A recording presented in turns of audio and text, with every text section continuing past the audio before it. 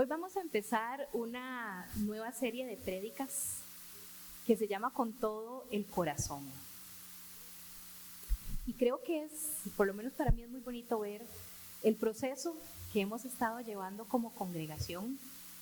Tal vez unos se unieron a medio palo, tal vez unos apenas se están uniendo, o tal vez sí se han hecho toda la carrera toros, ¿verdad? Pero ha sido muy bonito poder haber empezado a estudiar el ministerio de nuestro Señor Jesús a inicios de año, después el de los apóstoles, después buscar cómo nosotros podemos unirnos también a esa labor que ellos estaban haciendo aquí, compartiendo el mensaje. Vamos a estudiar herramientas que nosotros podemos tener, que nosotros podemos anhelar, buscar, afinar, para ser más efectivos, no solo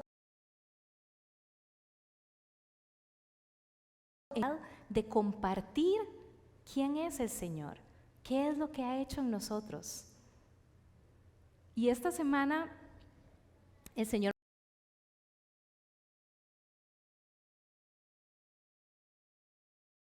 a veces, de hecho ayer estaba hablando con Alejandro, mi esposo, y él me decía, es que a veces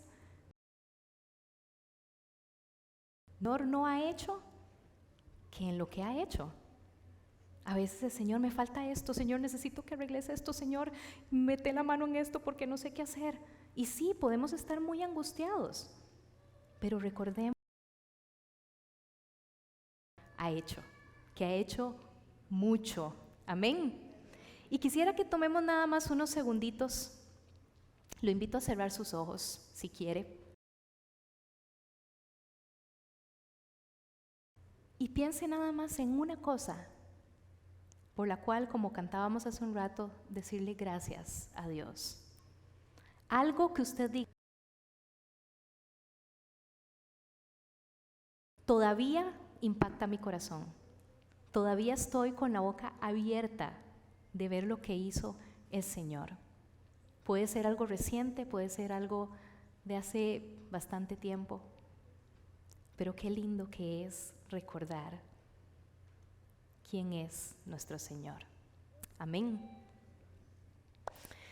Para el movimiento de la viña a nivel mundial y para nosotros como iglesia local que pertenece a ese movimiento, tenemos varios valores que es lo que más o menos va dirigiendo lo que estamos haciendo, por supuesto que además de la palabra del Señor.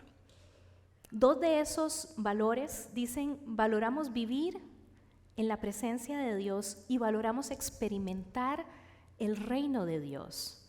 Son dos valores que van muy de la mano, pero creo también que son dos valores que nosotros podemos vivir verdaderamente si nosotros tenemos una vida de adoración.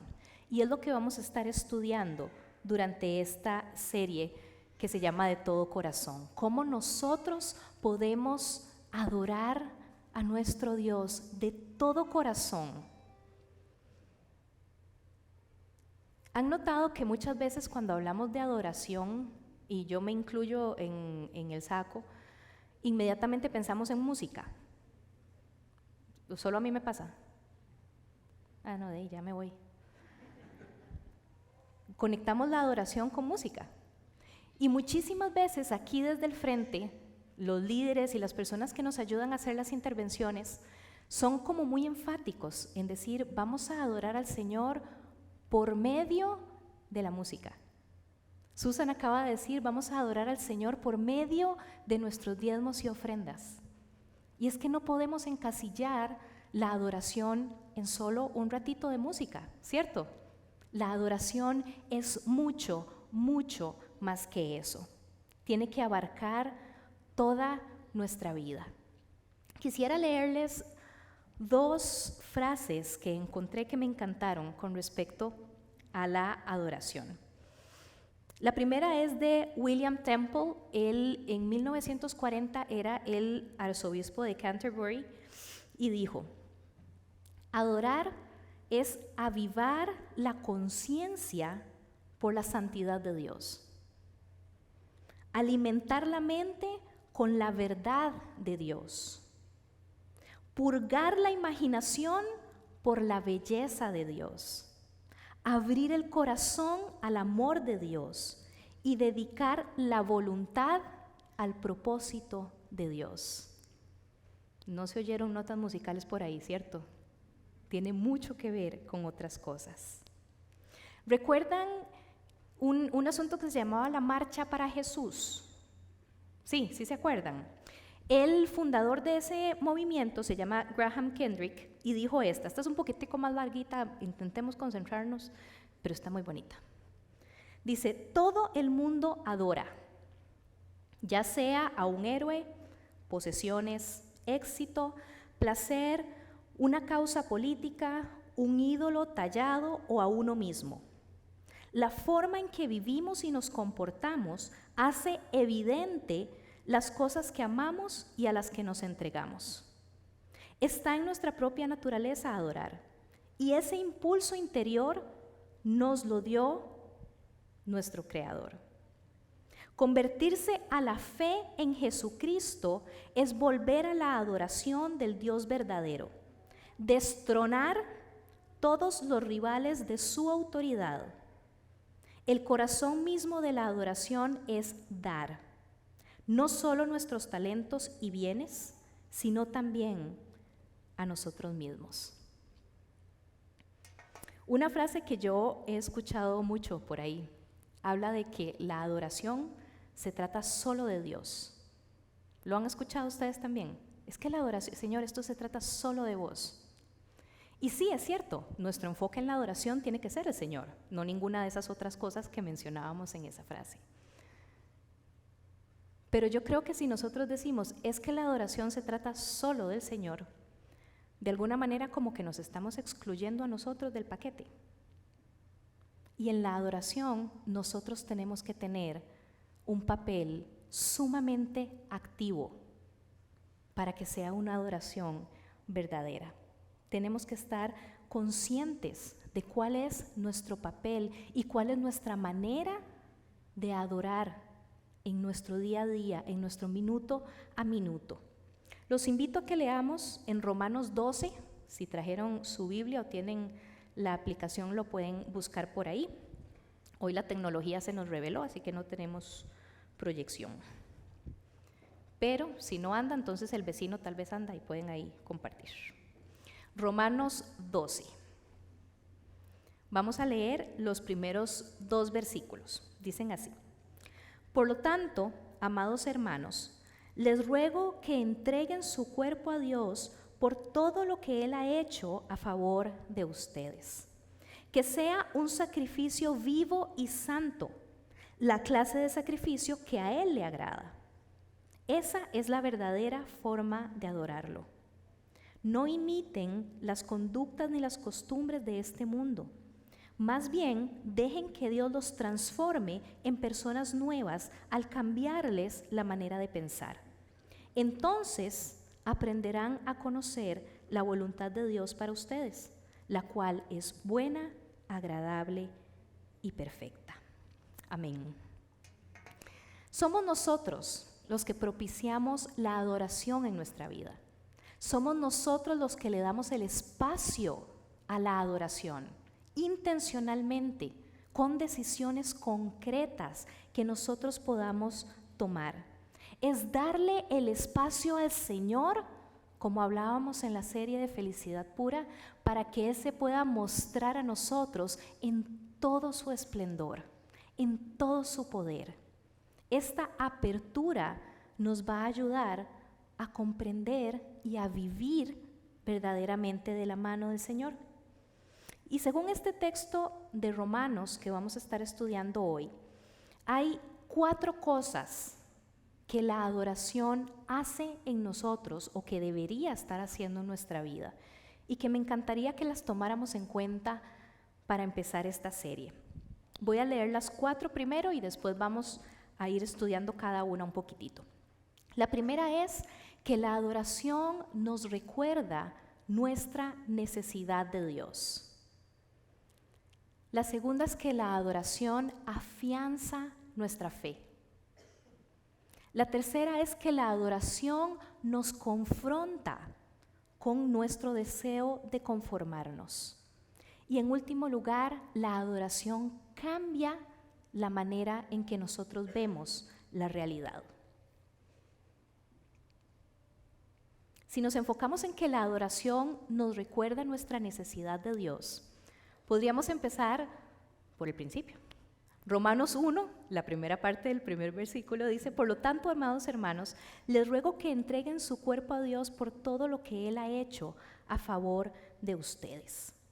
Y me encanta que Pablo les dice, les ruego. Tal vez no es una palabra o una expresión que nosotros usemos mucho en nuestro diario vivir, ¿verdad? Tal vez a veces las mamás de niños pequeños, cuando ya estamos al borde, le decimos, les ruego que nos saque los juguetes otra vez. Pero no andamos por la vida diciéndole al muchacho de la gasolinera, le ruego que me eche 5,000 colones de gasolina, ¿verdad que no? Pero Pablo tiene esto tan en su corazón, es algo tan urgente para él, que necesitaba que no solo lo escucharan, sino necesitaba que obedecieran lo que él estaba diciendo. Les dice, les ruego, esto es vital, esto es de suma importancia. Igualmente, él señala por todo lo que Dios ha hecho a favor de ustedes. Y yo creo que esa es una de las maneras más rápidas y más sencillas para nosotros como seres humanos de entrar en una vida de adoración. Y sí es cierto, es importante que nosotros adoremos a Dios por quien es Él. Pero muchas veces la puerta de entrada es empezar nada más a recordar qué es lo que ha hecho el Señor en nosotros. Y conforme eso va avivando la llama, conforme eso va ayudándonos a acercarnos al Señor, vamos a empezar a conocerlo a Él en su esplendor, en su majestad, y vamos a poder empezar a adorarlo también por quién es Él. Pero podemos empezar sencillamente recordando qué es lo que Él ha hecho por nosotros. Pablo se lo recuerda de esta manera a Tito, en Tito 3, versículos 4 y 7. Sin embargo, cuando Dios nuestro Salvador dio a conocer su bondad y amor, Él nos salvó, no por las acciones justas que nosotros habíamos hecho, sino por su misericordia. Nos lavó, quitando nuestros pecados, y nos dio un nuevo nacimiento y vida nueva por medio de su Espíritu Santo. Él derramó su Espíritu sobre nosotros en abundancia por medio de Jesucristo nuestro Salvador. Por su gracia, Él nos hizo justos a sus ojos y nos dio la seguridad de que vamos a heredar la vida eterna. Solo esta lista ya es como para que estuviéramos hechos un chocolate derretido en la presencia del Señor. Pero además de eso, hay cosas muy específicas que el Señor ha hecho en su vida o en mi vida y que tal vez el valor de eso solo lo puede sentir usted en su corazón.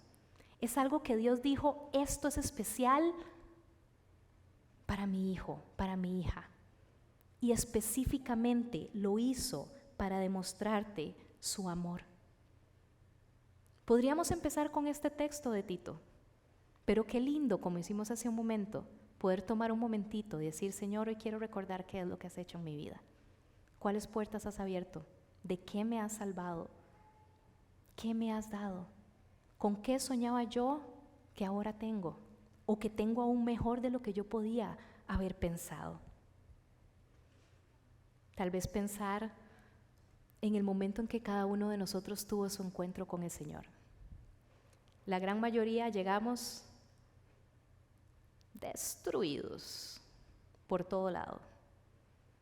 Y el Señor hizo lo que definitivamente solo Él podía hacer por nosotros en ese momento. Qué lindo poder recordar ese encuentro. En segundo lugar, la adoración afianza nuestra fe. Siguiendo con este texto de Romanos 12, la segunda parte del verso 1 dice que sea un sacrificio vivo y santo, la clase de sacrificio que a Él le agrada. Esa es la verdadera forma de adorarlo. Esta parte del texto nos habla de que presentar nuestro cuerpo como un sacrificio es la verdadera forma de adorar a Dios. Cuando hablamos de algo verdadero, es algo que es cierto, es algo que es transparente, es algo que no tiene medias tintas, es algo que es genuino, que no es fingido, que no es obligado. Y así es como debería de ser nuestra vida de adoración. Nosotros no necesitamos encajar en la manera en que nuestro vecino expresa su adoración. Es algo demasiado personal. Es la manera en que cada uno de nosotros le expresa amor a Dios. Tiene que ser algo genuino y verdadero. Tiene que ser algo que fluye, no algo obligado. La adoración es entonces la expresión genuina de una persona que está enamorada de Cristo. Una persona que ha visto su poder, su bondad, su magnificencia y sencillamente dice, wow, vos sos mi Señor. Yo quiero caminar cada día con vos. Estamos hablando de que la adoración no debe ser algo forzado, sino que tiene que ser algo que fluya de manera verdadera. Yo creo que una realidad es que hay personas que nos cuestan un poco más que otros en la vida, ¿cierto? ¿Verdad? O sea, no todo el mundo nos cae requete bien. Hay gente que nos cuesta un poquitico más. Y a veces, cuando tenemos que tener una interacción con esas personas que ya sabemos que nos cuestan un poquitito, pues lo logramos, ¿verdad? Sí, civilizadamente ojalá, pero no fluye. O sea, no nos sentimos tan cómodos, no nos sentimos tan libres, como que no fluye tan libremente el asunto, ¿verdad? Eso es lo que no tiene que pasar en nuestra vida de adoración. En nuestra vida de adoración tenemos que ser genuinos, tenemos que ser lo suficientemente abiertos para decir cosas que tal vez mejor solo el Señor escuche. Que podamos ser así de transparentes delante de Él. Ahora, también en esta parte del texto hay algo que a mí me llama la atención y es la parte que habla de un sacrificio vivo. Y a veces yo llego a esa parte del texto y digo, ok, pero ¿cómo es eso? ¿Cómo es un sacrificio vivo? Yo creo que una vez más el ejemplo perfecto de esto es nuestro Señor Jesús. Él se entregó voluntariamente a cumplir con la voluntad del Padre.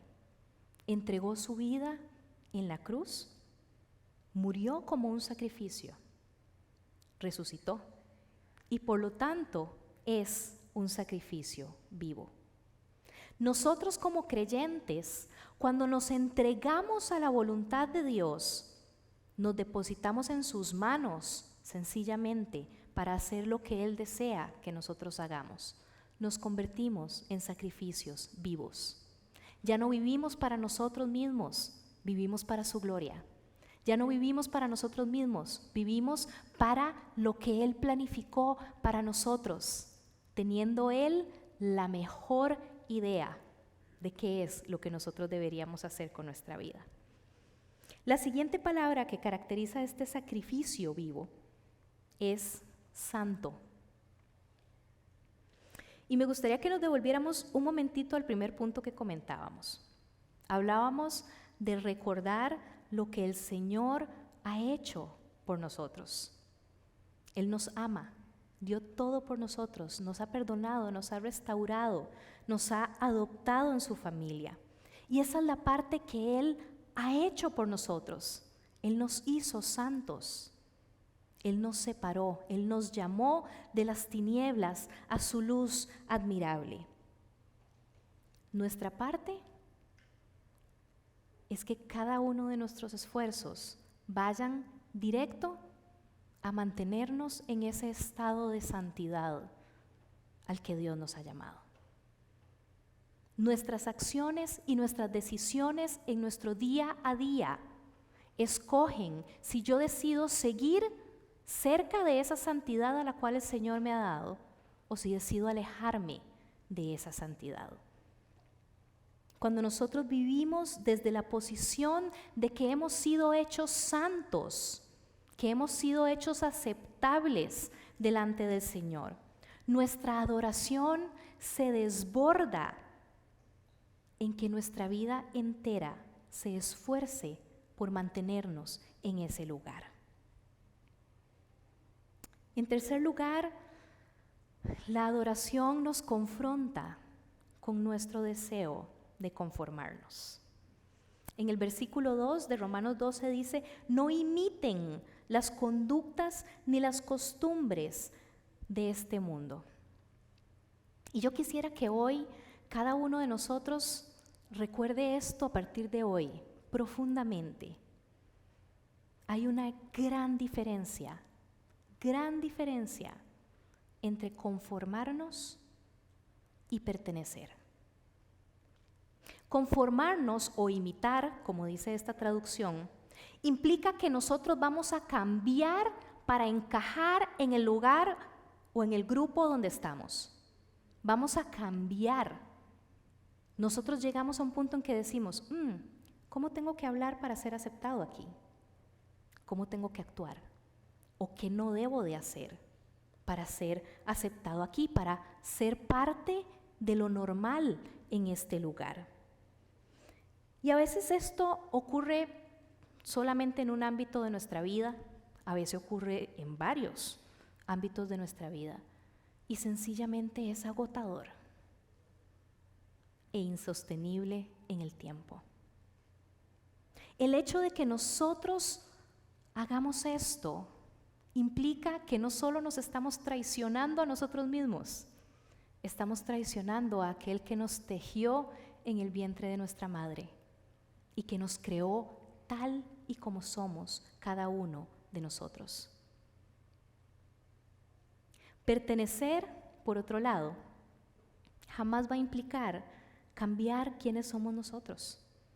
Más bien, pertenecer implica celebrar quién soy yo y que los demás también se gocen en quién soy yo. Es aceptar lo que Dios me ha dado, la manera que Dios me hizo, me construyó, y saber que ese es el ingrediente especial que yo vine a poner a donde Dios me ha sembrado. Dios no nos pide cambiar para poder pertenecer a su familia. Aquí en la viña decimos: vení como sos y serás amado. Y yo quisiera que como familia de la fe nos esforcemos en hacer que eso sea una realidad para cada una de las personas. Vení como sos y serás amado. Por supuesto, la segunda parte dice: y luego deja que el Espíritu Santo transforme tu vida. Dios nunca va a cambiar la esencia de lo que somos nosotros. Cuando nosotros llegamos a sus brazos, Él lo que quiere es afinar esas asperezas, curar esas heridas, quitar esas máscaras que tal vez por lo que hayamos vivido hemos ido adquiriendo a lo largo del camino. Pero nosotros seguiremos siendo nosotros mismos, porque Él nos creó así. Pablo nos dice que no nos conformemos, que no imitemos las conductas ni las costumbres de este mundo. ¿Recuerdan lo que hablábamos de Pablo en la serie de Hechos? Si no me equivoco, fue en esa serie. Que él decía: sí, mi ciudadanía es la ciudadanía del reino. Pero él seguía estando aquí, siendo efectivo, estando conectado, relacionándose con todas las personas que él podía relacionarse, para poder demostrarles y para poder compartir cuál era su fe y quién era su Dios. Esos somos nosotros. Su comportamiento, sus anhelos, sus reacciones, su manera de vivir fueron en función de su ciudadanía del reino. Y eso debería ser una realidad para nosotros también. Yo creo que nosotros no tenemos que imponerle a nadie nuestra fe. Con que nosotros estemos viviendo ricamente nuestra fe, la gente se va a antojar, se los aseguro. Pero a veces pareciera que tenemos tanto miedo de que nos señalen de que estamos imponiendo nuestra fe, que ya ni siquiera nos diferenciamos de nadie. Y eso no funciona. De esa manera, no estamos viviendo como ciudadanos del reino de Dios que están de paso por esta tierra. Pero si nosotros realmente vivimos como ciudadanos del reino, pero que viven aquí, ahora, conectados, conscientes, accesibles, qué maravillas vamos a empezar a ver que el Señor va a poder hacer a través de cada uno de nosotros. En cuarto lugar, la adoración transforma nuestra manera de ver la realidad.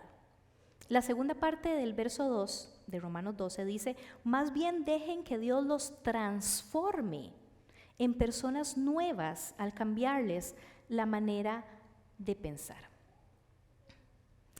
La palabra transformar es una palabra como muy interesante. En mi casa está muy de moda por los Transformers. Entonces la tengo muy presente. Pero resulta que estudiando un poquitito,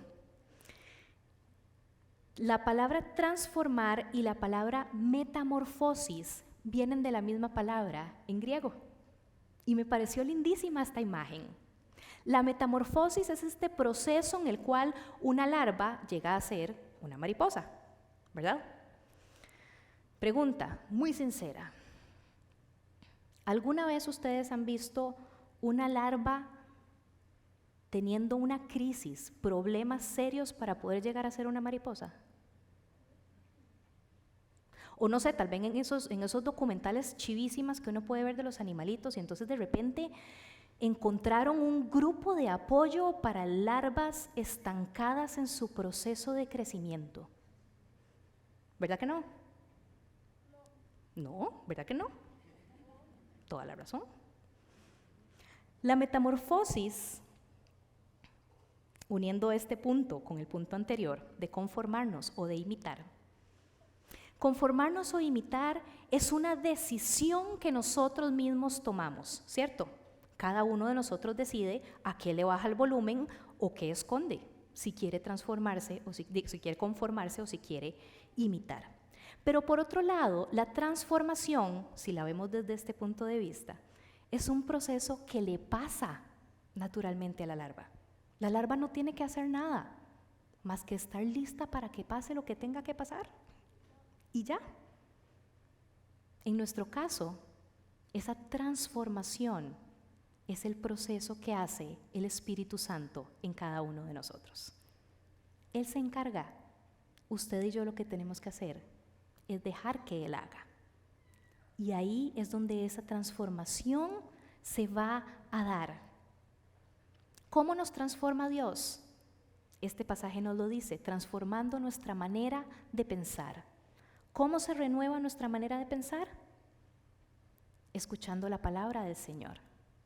El Salmo 1, del 1 al 3 dice: qué alegría para los que no siguen el consejo de malos, ni andan con pecadores, ni se juntan con burlones, sino que se deleitan en la ley del Señor, meditando en ella día y noche.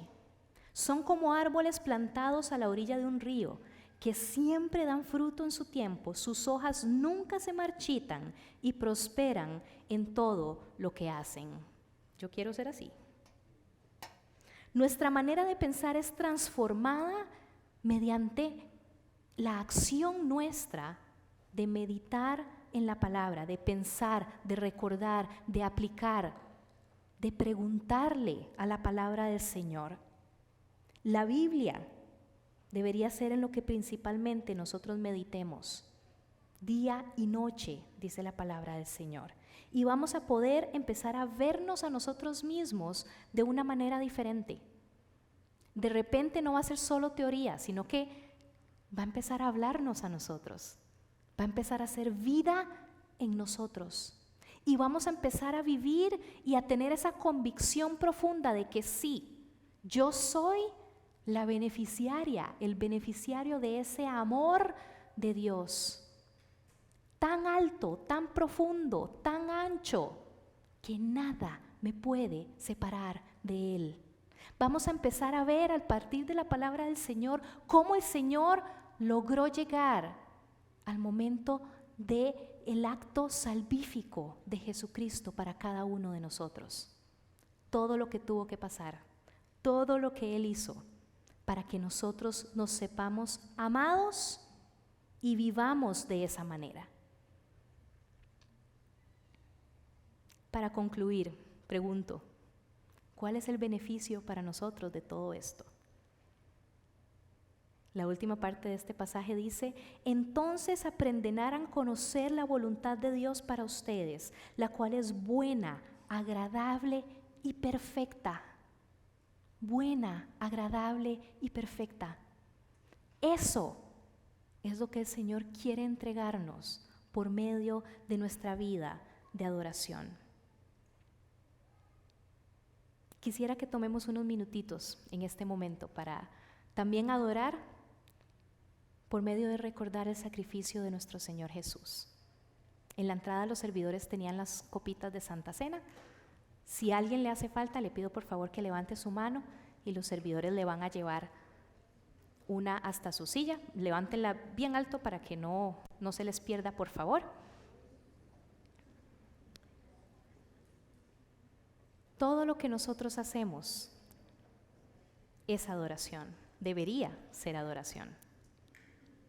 Y esto que vamos a hacer en este momento es parte de adorar al Señor por lo que Él ha hecho por nosotros.